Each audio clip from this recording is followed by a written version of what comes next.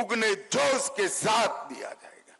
और मित्रों, जब हमने सिर्फ आतंकी हमलों पर ही, आतंकी अड्डों पर ही हमला किया था, फिर भी 8 तारीख को पाकिस्तान की सेना ने हमारी निर्दोष जनता पर कच्छ से लेकर कश्मीर तक पूरी पश्चिमी सीमा पर हमला करने का दुस्साहस किया।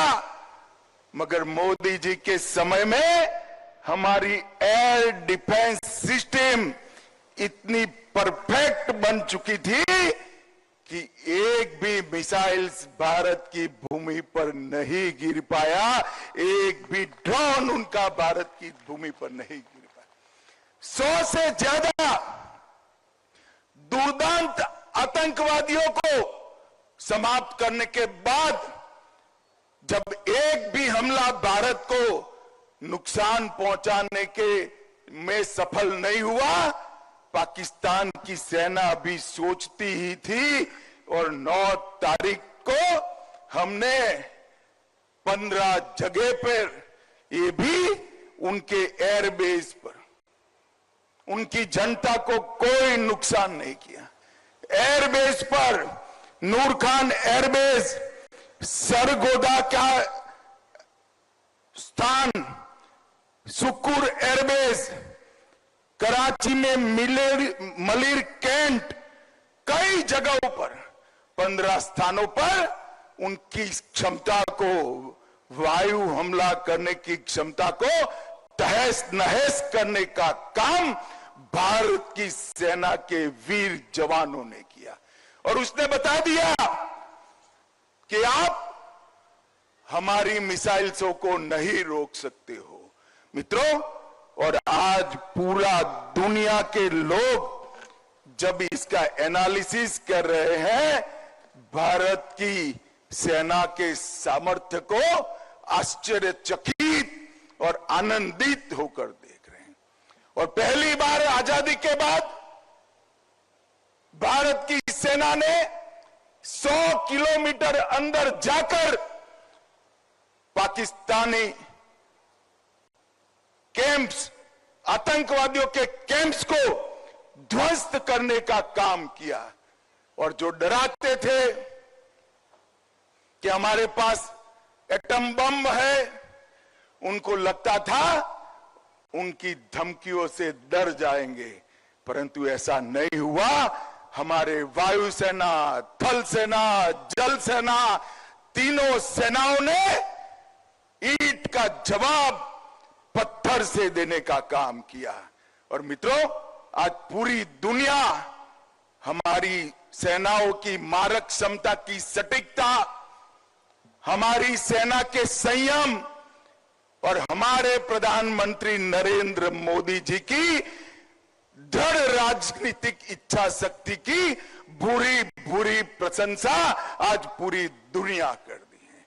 और आज मैं इस मंच से तीनों सेना के जवानों को, भारत की जनता और विशेषकर मेरे गांधीनगर लोकसभा क्षेत्र की जनता की ओर से मन पूर्वक सलाम करना चाहता हूं कि आपकी वीरता से हम सबका मस्तक गर्व से ऊंचा हुआ है।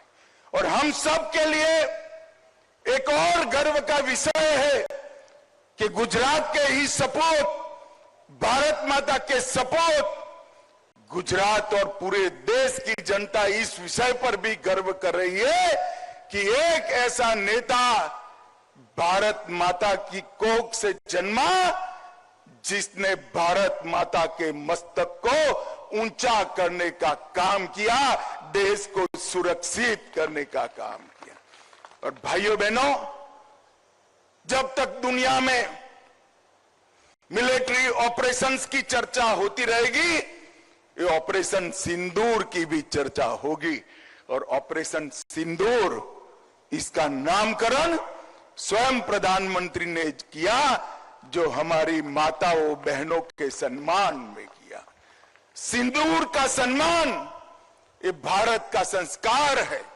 ये दुनिया के सभी लोगों को एक साथ समाचार देने का काम ऑपरेशन का नाम सिंदूर रखने से ही हो गया। और वो सभी परिवारों को एक प्रकार से जो उनकी नुकसान हुआ उसकी तो भरपाई नहीं हो सकती, परंतु मोदी जी ने जो बिहार में वादा किया था, हम इसका बदला जरूर लेंगे, आतंकवादियों को मिट्टी में मिला देंगे, वो वादा उन्होंने जरूर पूरा कर दिया। मित्रों, फिर से एक बार मैं तीनों सेनाओं के जवान, इनके मुखिया और प्रधानमंत्री नरेंद्र मोदी जी को पूरे गांधीनगर क्षेत्र की लोक जनता की ओर से ढेर ढेर सारी बधाई देना चाहता हूं कि आपके इस कदम से पूरा देश गर्वान्वित हुआ है। भाइयों बहनों, आज અહીંયા 707 કરોડના જે કામો થયા, હું તમારા લોકસભાના સભ્ય તરીકે હિસાબ આપવા આવ્યો છું। મારા લોકસભાના સભ્ય થયા પછી 6 વર્ષમાં લોકસભામાં કુલ 25,000 કરોડના કામો થયા છે। અને ગાંધીનગર ઉત્તર, રીટાબેન જરા આગળ આવો, તમે તાલી વગાડો રીટાબેન માટે, જોરથી તાલી વગાડો। રીટાબેનના નેતૃત્વમાં ગાંધીનગર ઉત્તર એકલામાં એક જ વિધાનસભામાં 4,260 કરોડ રૂપિયાના કામો, અને આ બધા કામો તમે અમારા તાલુકા પંચાયતના સભ્યને આપો, સરપંચને આપો, જિલ્લા પંચાયતના સભ્યને આપો, ધારાસભ્યને આપો, મારા કાર્યાલયમાં મોકલાવો, હું તો શું કરું। All right, so that was Home Minister Amit Shah, who was speaking in Gandhinagar in Gujarat. He hailed Operation Sindoor and also said the name Operation Sindoor was given by Prime Minister Narendra Modi. And he also spoke about the success of Operation Sindoor, how Indian Armed Forces managed to successfully decimate some very crucial terror dens through their strikes on May 7th and later on May 9th in Pakistan and Pakistan-occupied Kashmir.